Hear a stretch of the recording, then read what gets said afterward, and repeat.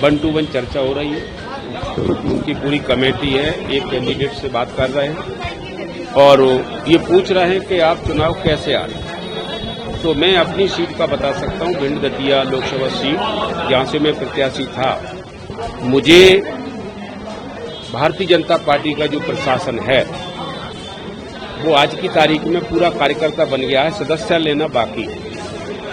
Polling जिस दिन हो रहा था वोट, उस दिन उन्होंने पोलिंग पर पूरी टीम बना करके गुंडों जैसी टीम बनाई और पोलिंग में घुसे और हमारा जो एजेंट बैठे हुए थे उनको निकाल करके थाने में बंद किया और उन्होंने 5 लोग वो बिठा करके ले गए, उनसे कहा कि वोट ठोको। उन्होंने पूरी पार्लियामेंट में ऐसा ही किया है, इसलिए उन्होंने मुझे चुनाव हरा दिया। अन्यथा मैं कम से कम जो 2.5 लाख वोटों से मेरा चुनाव जीतना तय था। नहीं, मेरे यहाँ दूसरी जगह मैं नहीं कह सकता, लेकिन मेरे यहाँ ईवीएम नहीं, मेरे यहाँ तो प्रशासन की सीधी गुंडागर्दी से मुझे चुनाव हराया। देखो ये तो बीजेपी के घोटाले हैं, लेकिन बीजेपी के घोटाले दब जाते हैं। बीजेपी के घोटाले इतने बड़े बड़े हैं कि उसके लिए मैं तो यही कहूंगा कि कांग्रेस से लड़ नहीं पाती है, तो उनके घोटाले दब जाते हैं। और कांग्रेस के जब मनमोहन सिंह प्रधानमंत्री थे तो कोई बड़े घोटाले नहीं थे, लेकिन वो उछल गए, क्योंकि कांग्रेस से सामने वाली बीजेपी की जो पार्टी के घोटाले हैं